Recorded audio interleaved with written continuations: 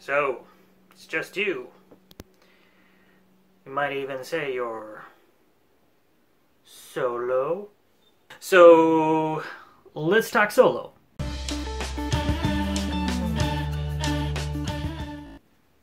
Okay, so this was not one of the Star Wars movies that I was looking forward to. To be perfectly honest, when they announced that they were going to make Solo, actually before they announced it, when it was just a rumor that this was going to happen, I was not enthusiastic about it. I never thought this was a good idea to begin with. I wasn't happy about them doing a Solo movie when they announced it. When the directors got fired from it, I was even less enthusiastic about it. And after seeing The Last Jedi, I kind of have lost faith with Disney and what they're doing with Star Wars. So I didn't go see it opening weekend, which I saw it last night. I mean, not last night. Just a few hours ago, which I know probably doesn't count for much since it's like right after opening weekend. But, you know, whatever. I'm going to probably get into some spoiler territory. A lot of times I tend to talk pretty broadly about stuff and not get into too many specifics, but no guarantees. So from here on out, there be spoilers. I kind of hate spoiler warnings for the most part, but that's a whole other tangent. So let's get into it. If you can't tell from the beginning of the movie, this video, I thought the whole Solo name bit at the beginning of the movie was completely stupid, and it was. I heard about it before. Actually, I read up and saw some reviews before going to see this movie, so there was a lot of stuff I wasn't surprised by. It wasn't as bad as I was afraid it might be, but it was still pretty dumb. And I think if you had to have a situation where you have like Solo come, like the naming of Han Solo, I think it should have been Han. You know, it should have been a thing where he chose that name because he thought it was cool, rather than just some Imperial officer saying, well, I guess you're alone, so that makes you Solo.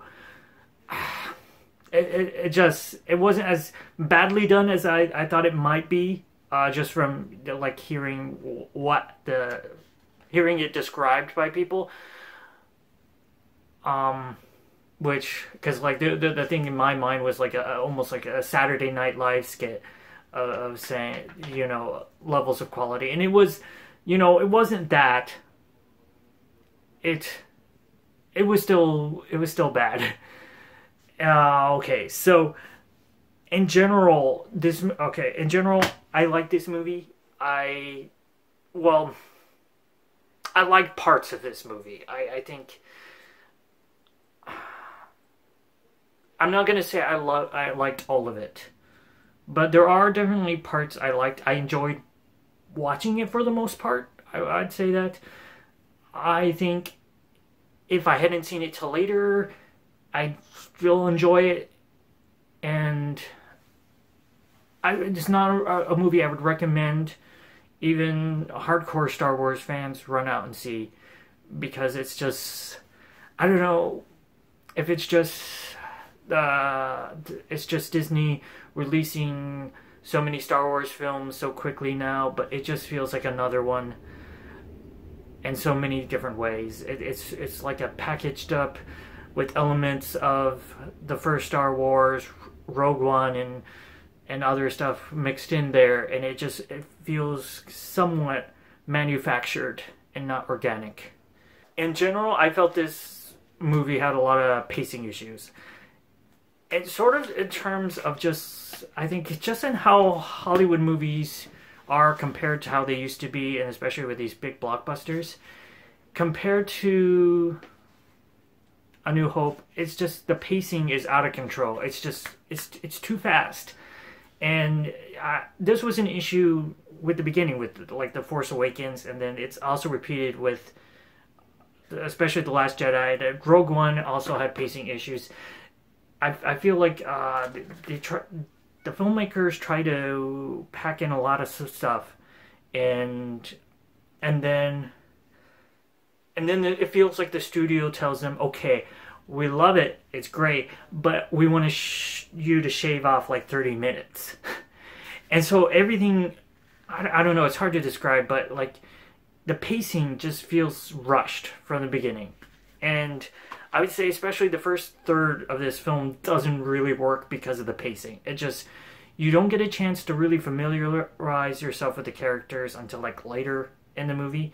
And it just feels like characters are introduced, and then like some of the stuff that's it feels like it's supposed to mean something doesn't really mean anything because they like just got introduced. And another thing about the pacing, it's not just the pacing of the film and that it goes from one thing to another thing. It's also in the fact that it's like a roller coaster, you know, and just in terms of like where the character is going and like the character's journey. And there's just no slow moments, no like moments where we can say, even just like, you know, going from one scene to the next scene, we're like, okay, but there was, you know, some time passed between. I think the only time where there is sort of a time skip is between Han leaving Cornelia and him in that battle scene, which is sort of, I would say, not quite handled right, because it's not really until later in the film that it's well established that there has been time that has gone by when he runs into Kira. I think that's how you pronounce it. Sometimes it sounded like it was Chira, but I think it's Kira. I don't know. I'll just say Kira. Is it Qira with apostrophe? I don't know. It wasn't until when she appears and you sort of get this sort of back and forth, like, where have you, you know, where have you been? And he sort of says he wants to know what happened to her. That is like really cemented in the film that there has been a time skip. Some time has gone by. And that wasn't really well communicated when you had the skip from the Han. I mean, you knew he was with the Empire for a little bit, and then he's in the battle scene, but you don't have any idea of how much time has passed. I think he has one line, and I don't even really remember, about saying something about the Academy. And he might have said, you know, I don't remember. He might have said a reference to a number, and he might have said a reference to time, but I honestly can't remember, and it would have been easy to miss. It kind of felt like going on with that battle scene, that switch to the battle scene. It kind of felt like there could have been a scene in the Flight Academy, or some sort of, not necessarily a montage, but more of a transition, so it feels like some amount of time has passed. And it's only really mentioned that he was in Flight Academy in one line, and I kind of felt like there should have been a scene or something with him in Flight Academy. In general, when it comes to this first third of the film, it kind of felt like with building things up and then like small character moments that could have been inserted, there really should have been at least like 10 to 15 more minutes devoted to certain things, like the Flight Academy scene maybe. There needed to be some slower moments. You know, I think it's a big problem with these sort of Hollywood movies, that they're sort of so afraid of having any moments that slow down. They got to keep this roller coaster going. And then that goes back, at least with Star Wars, that goes back to The Force Awakens. And that was, I'm not going to say, well, it was one of my issues with The Force Awakens. I mean, it was the sort of the beginning of this reinvigorating of the franchise, so I was sort of willing to overlook that. And then it kept going with other movies. Like, even The Last Jedi, it does so many things different, but the one thing it does carry over that I don't like from The Force Awakens is it carries that sort of roller coaster feeling where, like, the story there's no break in the story. There's no ending. That's why, in a lot of ways, I feel like The Last Jedi was just part 2 of The Force Awakens rather than its own movie, because it really just is the continuation of this roller coaster that you're going down. and there's really just no moment where you feel like the characters have time to change, and there's a break in a new chapter. It just feels like the second middle part. Well, it doesn't even, not even really the middle part. It feels like the ending of the first part in a lot of ways. But that's a different story. I want to talk about Solo. When it comes also to the time skip, I kind of wanted there to be a time skip. Even as I was watching the film, I wanted there to be a time skip between when Han leaves the Empire with Beckett, and then they pull the train heist. Now, I get why in certain terms of the character interactions that wouldn't necessarily work to just put it in the movie, but I felt like it was kind of needed to feel like, I don't know, that Han is just, it kind of goes with that roller coaster thing. Like, Han goes from, you know, Cornelia to the Empire, and he's in that battle. And even though, I mean, it's just a quick transition. I mean, you get afterwards that there's a sort of a time skip and some time has passed, but in terms of just the film itself, it's just like that. And then he's in the battle, which I'll talk about later, but I want to talk about the pacing issues first. So, and then when he goes from the battle and he gets out of that situation, he goes with Beckett, snap your finger, and we're into the train heist, and then it's right after that, it's the next thing and the next thing and the next thing.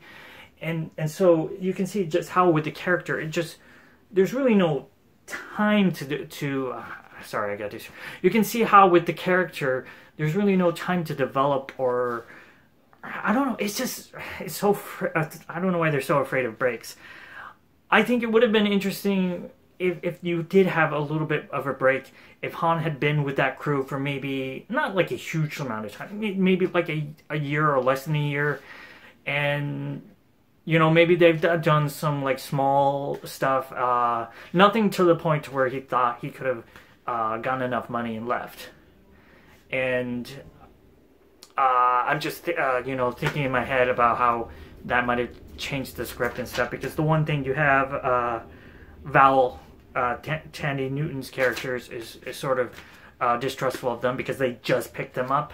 I think you could have still had this. It would have been slightly different if they had been with them for a while. It would have been just like they're still relatively new in that they haven't been part of a big heist like this. This is going to be kind of jumping around all over the place because I'm just going off my notes and it kind of is like a scatter shot. Okay, so Alden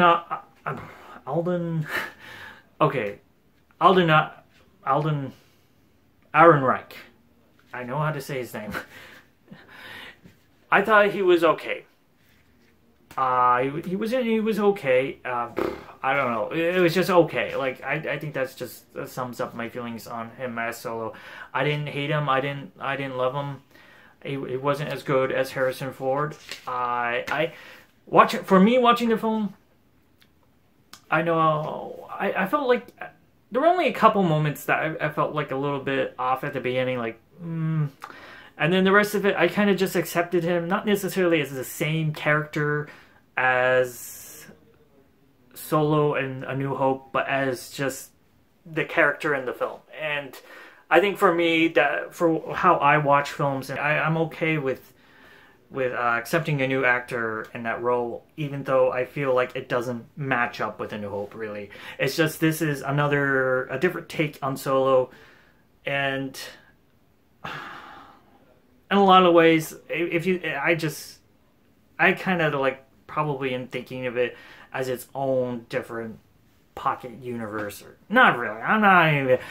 It's separate. It's still somewhat separate in my head. It's, you know, you just watch the movie and just accept this as a different actor, a Solo with. It is somewhat.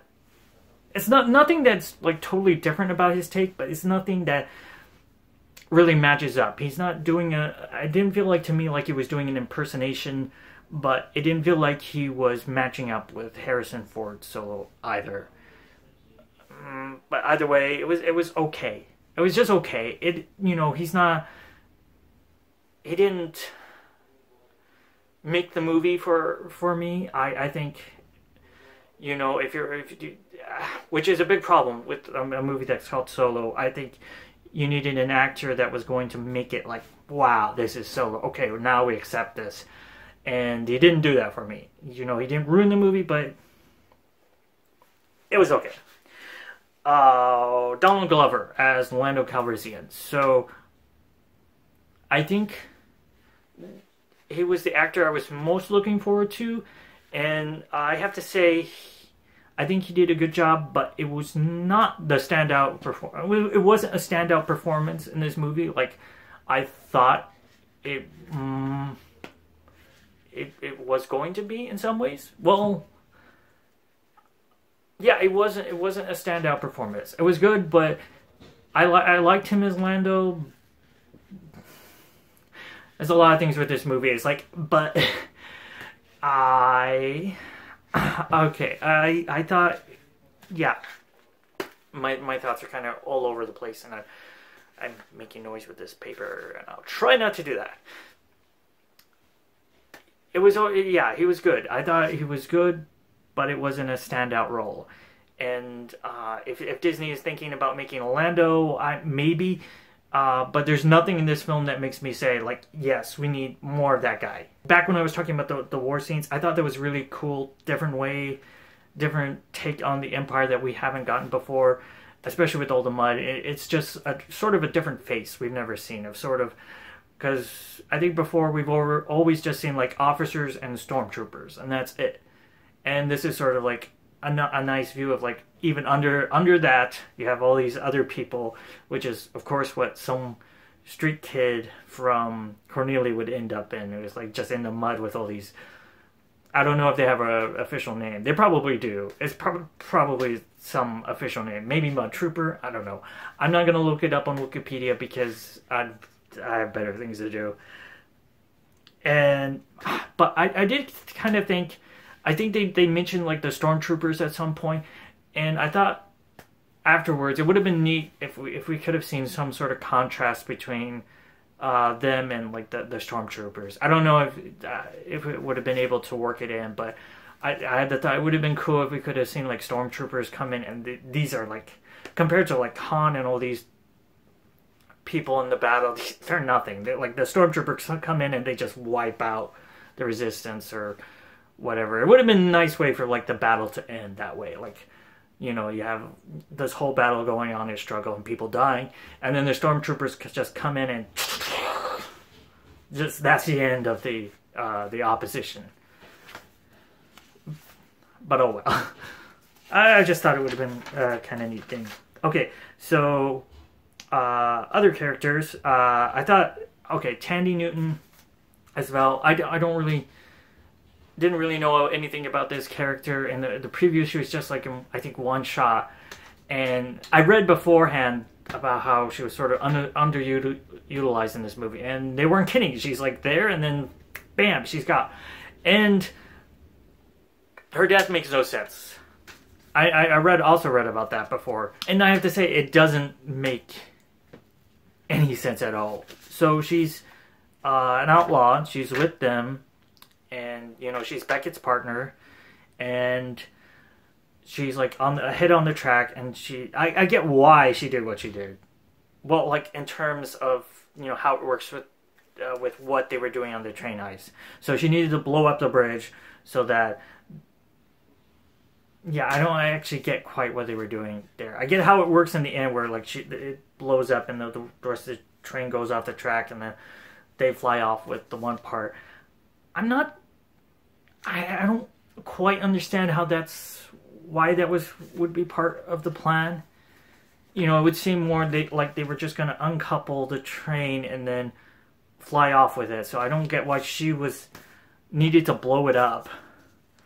I get that she was pinned. She didn't have a choice, but was she planning on blowing up that part of the bridge anyway?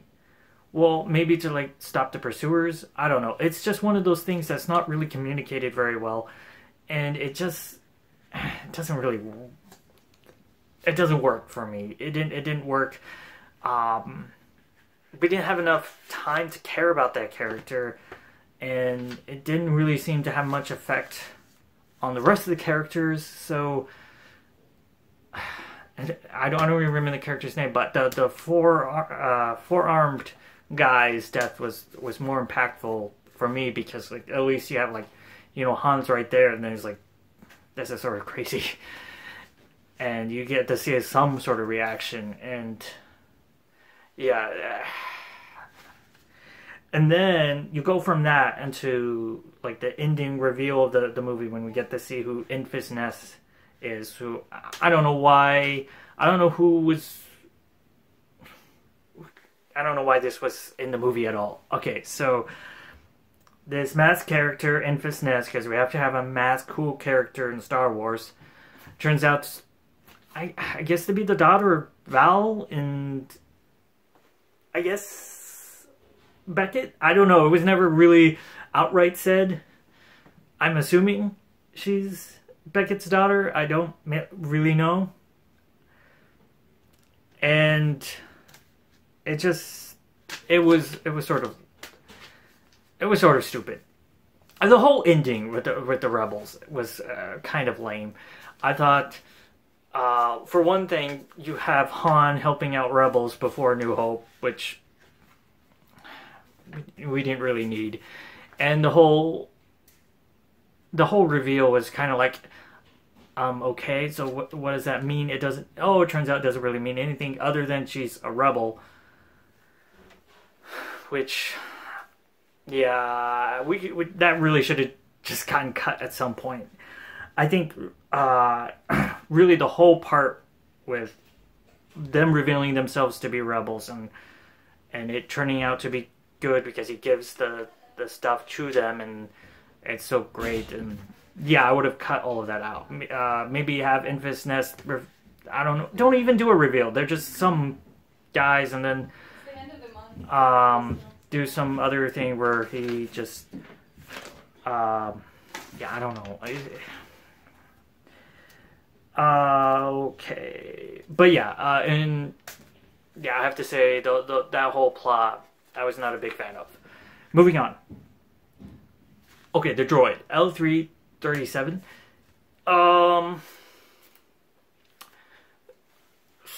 So another sassy droid. This is after. It feels like, okay, I keep forgetting. Well, not forgetting, but I keep thinking of like the last one being Rogue One. Well, it was the last like Star Wars story that we had. Even though we had The Last Jedi before this, but in a lot of ways, when I'm like thinking of like the last one in comparison to this movie, it's Rogue One. And in Rogue One, we had I can't even think of his name, the droid K something, the droid with attitude, and now we have another droid with attitude who is also a droid rights activist. Now, I don't want to get into a political discussion here but I do want to say, I think having the discussion about droid rights and you know, that's a whole sort of thing, it's just opening a huge can of worms, and it's not, I don't think it was really worth it in this movie because it's not explored. And by that I mean it's a short bit, a short part in the movie, I should say. And it's really just used for two things. For the humor of like this droid who's like, oh, they don't even respect our kind. And it's used for a plot device later when they're on Kessel, you know, basically it starts a whole revolution thing. But that just starts from her freeing that one droid. And yeah, I think it opens a can of worms in terms of just the other movies. So then you begin thinking, so C-3PO and R2-D2 are basically slaves, right? Because they don't really make their own decisions, and that's one of those things that's like an interesting, as interesting as it might be to bring up. It doesn't work to just put that in the movie. It's like the hyperspace thing for me. It's like an interesting. At first you go, well, I guess yeah, but then you go like, but what about all that other stuff? Like and in terms of like the other movies, it just makes certain things stand out that you don't necessarily want to stand out. Yeah. that's all I have to say about that. But okay, so moving on. Like I said, scattershot. Kira. Okay, one of the things I wanted to say about Kira, the character played by Emilia Clarke. I know actors' names. I wrote it down. That's why. I'm a little divided on the character.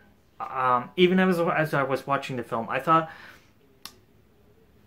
there was a point where I felt like I'm not sure this should have been the same person from Han's past.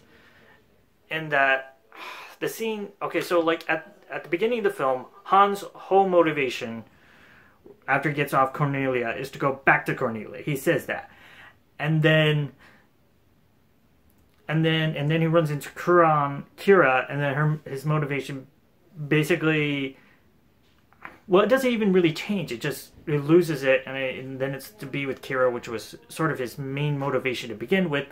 But I don't know. He shouldn't have been saying it. They shouldn't have focused so much, because they have him say the line several times as if his motivation is to get back to Cornelia, and we know the reason is to get back to Kira. But it felt like this odd change to go from that to Kira just magically being there, which I know films do that a lot, where it's very convenient. But this felt even more than that. It's just so just like I don't know what I could say about that, but like it stretched the believability to it to the point where I found myself watching the movie and wondering, well, would have worked better if that was a different character? You know, if there was a character in Han's past, and like throughout this movie, he's still trying to get to her.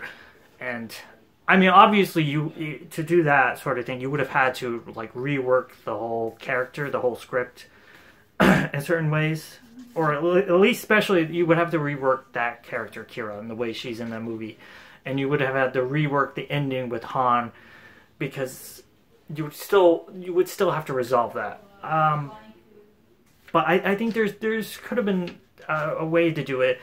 I think the way she was revealed was too fast.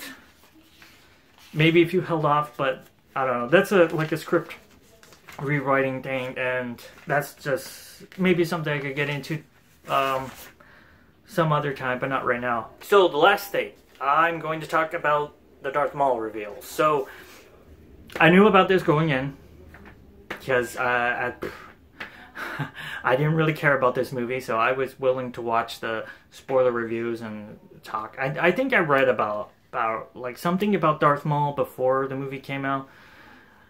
Okay, so here's the problem with Darth Maul being the head of Crimson Dawn. For non-fans, it's just confusing, because the last time they saw Darth Maul was The Phantom Menace, and he got chopped in half. And now he's the head of this criminal organization. And I imagine for people who aren't familiar with Clone Wars, and especially Rebels, it kind of feels like, you know, like at first you see him, because it's just a small part of the film too, you know, it's just that hologram part, and you might think, is this just a different guy? And then, you know, they do the Phantom Menace music, and they show the double-sided lightsaber, so like, you know, you get it. This is Darth Maul. You understand? You understand? So, like I said, for non-fans, I imagine they're pretty confused by that, because it just stretches believability. I remember when I read about Darth Maul coming back in the Clone Wars, and I was thinking, like, really? Really? You're bringing that guy back? Now, I never actually watched the Clone Wars, because I was never really a fan of the animation style, and I just haven't gotten around to it. Maybe I will sometime. But I did watch Rebels, and I liked Darth Maul's appearance in there, even though I still think it stretches believability to have him come back after getting chopped in half. I mean, that's the other thing for fans, especially fans who are familiar with what happens in Star Wars Rebels. This is also underwhelming for them, because we know what happens to Darth Maul. We know he dies. We already know how his story ends. So just having him here, like, it's sequel baiting for one thing, because we're gonna do a sequel Well, at least they want to do a sequel. Considering the box office numbers, I don't know if they'll be doing a sequel. So that's one of those things where you see it and like, oh man. So you get to see that he was running a criminal empire. Now, one of the thoughts I had, especially given the name Crimson Dawn, I know from... I kind of wish they had done something different, and from the expanded universe had taken the Black Sun criminal empire. You know, Crimson Dawn, Black Sun. It almost seems like they kind of played off of that, but they wanted it to be Darth Maul related. So the other thing, from what I remember of the expanded universe, specifically Shadows of the Empire, is there was a character, an alien character, who I think would have been, who was the head of the Black Sun, who would have been more. If I'd seen, what's his name? Zizor, I think, or Zizor, or if I'd seen that guy, I would have been so much more interested. Especially, it would have been sequel baiting, but I would have been much more interested in seeing a sequel with a plot line like that. But putting Darth Maul in it, I don't care. I know probably made some fans like heads explode, but it didn't do it for me. Especially since I already knew the reveal was coming because I had spoiled myself already. I don't know. It's impossible to know how I would have reacted if I hadn't known about it, but it was underwhelming. Okay. I think... Okay, that's going to take up a lot of time, probably. So I'm going to end this video now. Those are my general thoughts about Solo. Or at least all the thoughts I had time to quickly write down before I did this video. I don't really like doing the whole like and subscribe thing. So, you know, if you wanna like that stuff down there, maybe, whatever. You don't have to. See ya.